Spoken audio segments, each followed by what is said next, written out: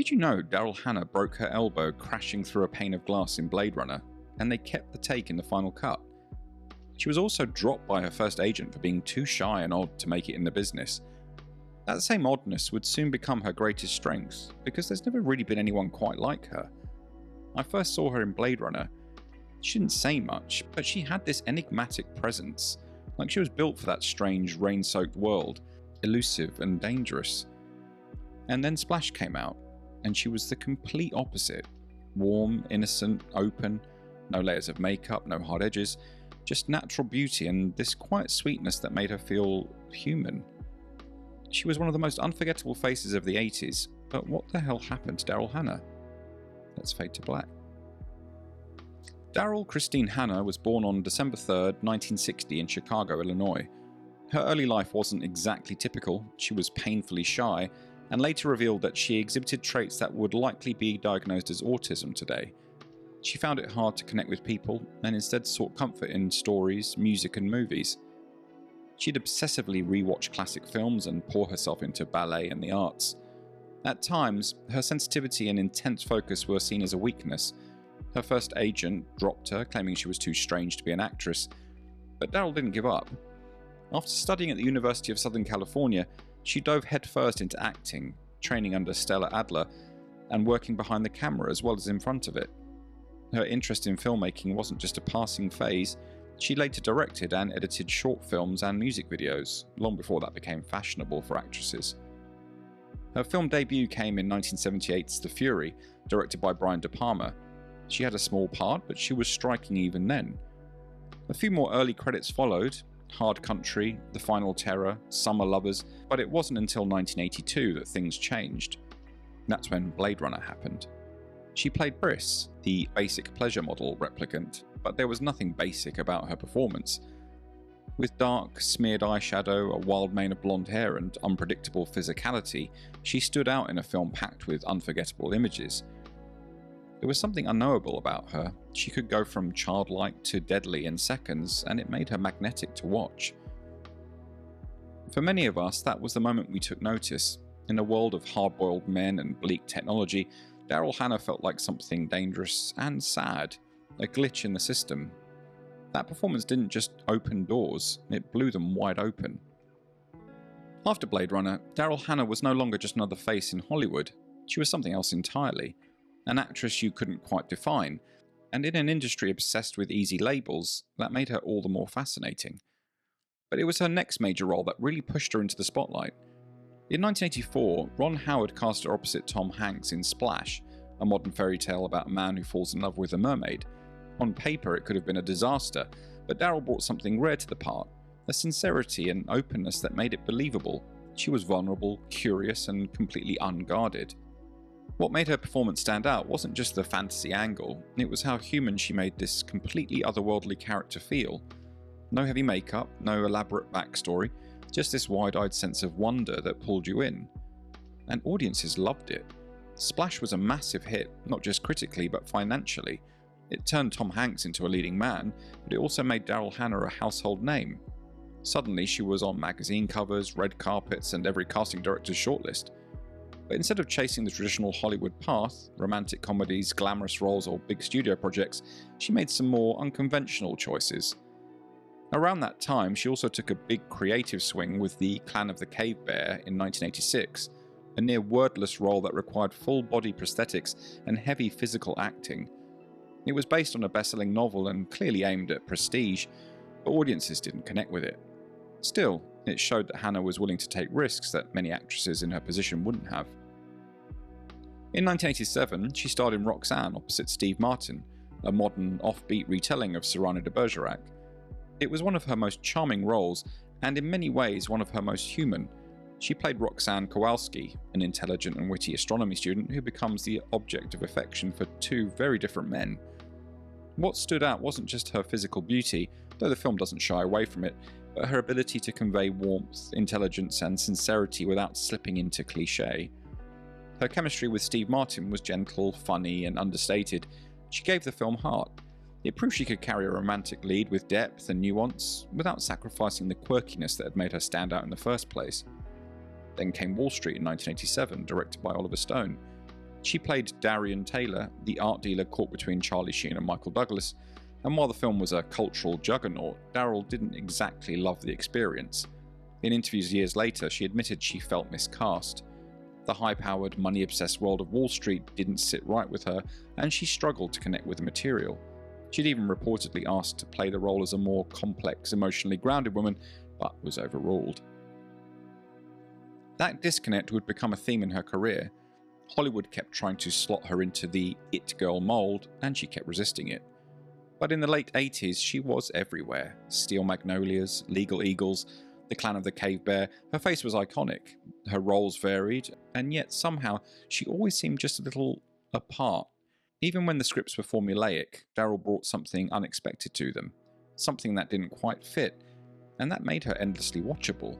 But that same refusal to conform, to play the game, to reinvent herself the way others did, may also be a part of why the industry eventually moved on without her.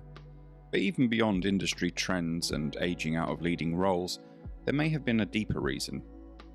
What many people didn't know at the time, and what Hannah wouldn't speak publicly about until years later, was that she had been diagnosed with autism as a child, specifically Asperger's syndrome. She said that being in the spotlight often felt overwhelming. Eye contact was difficult, interviews were terrifying, red carpets, a minefield. Growing up, she rocked back and forth to self-soothe, something she learned to suppress once she started acting. But the overstimulation, the noise, the judgment, it never really went away. She once described how she'd hide behind curtains at premieres just to avoid the chaos. And in a business built on performance, not just on screen, but in the room, in the pitch, in the audition, that kind of deep sensitivity can look like distance or disinterest, or even difficult. But really, it was just a woman doing her best to navigate a world that wasn't really built for how her brain worked. If you're enjoying this video and you'd like to help keep the channel growing, you can now buy me a coffee. There's a link in the description. Every bit of support genuinely helps me keep making these deep dives. Now back to the story. In 1989, she starred in Steel Magnolias, a film packed with powerhouse performances.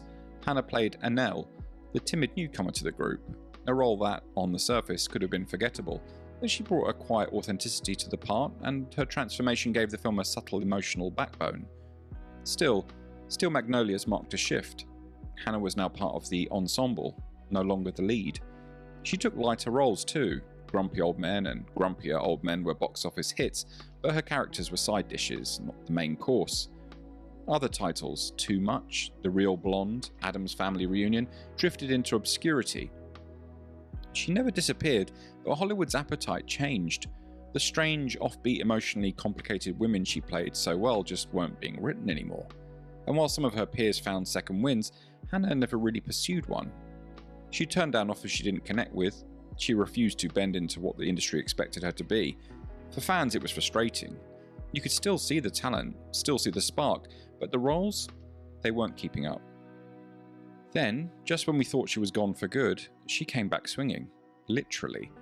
In Kill Bill Volume 1, 2003 and Volume 2, 2004, Daryl Hannah returned as Elle Driver, a ruthless, one-eyed assassin dripping with venom and style. It was a total reinvention.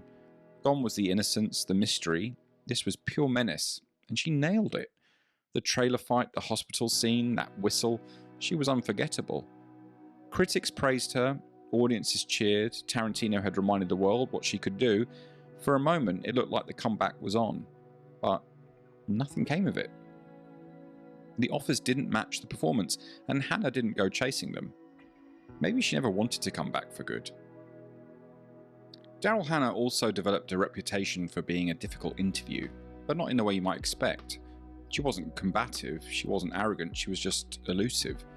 Journalists would sometimes complain that she answered questions in fragments or stared off during interviews. She once brought her cat to a live TV appearance and spent more time talking to it than the host. What looked like aloofness was probably just extreme discomfort. She later admitted that press junkets made her anxious, and being expected to perform off camera never came naturally. It wasn't shyness for show, it was real. And in hindsight, that discomfort makes sense. Instead of capitalizing on the moment, she turned her energy elsewhere. She worked on indie films, Silver City, Awaken, Blind Revenge, mostly under the radar. She joined the cast of Netflix's Sense8, but her role was small and quiet.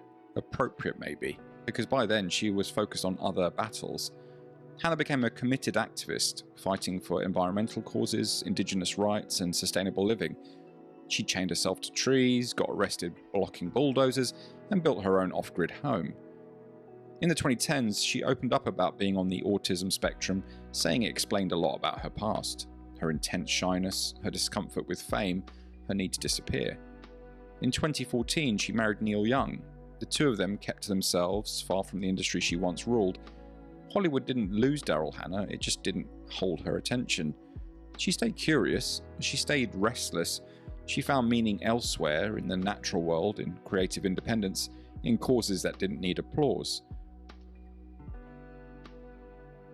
There's always been something a little unknowable about Daryl Hannah.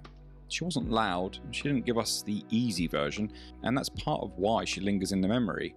She had roles that left a mark: Pris, Madison, Roxanne, Elle Driver, women who didn't fit, who didn't bend, who didn't explain themselves. She didn't become a brand, she didn't keep reinventing herself for visibility. She just did what made sense to her, when it made sense. Daryl Hannah currently lives with Neil Young in Telluride, Colorado, where they spend much of their time on his sprawling private estate, which includes environmentally sustainable features like solar power, off-grid systems, and biodiesel vehicles. She's also been spotted at their second property in Hawaii, which they occasionally retreat to, but Telluride is considered their main home base. For some of us, she'll always be Pris, unpredictable and strange, like something broken and beautiful all at once. For others, she's the wide-eyed mermaid trying to understand love in a world that never made sense.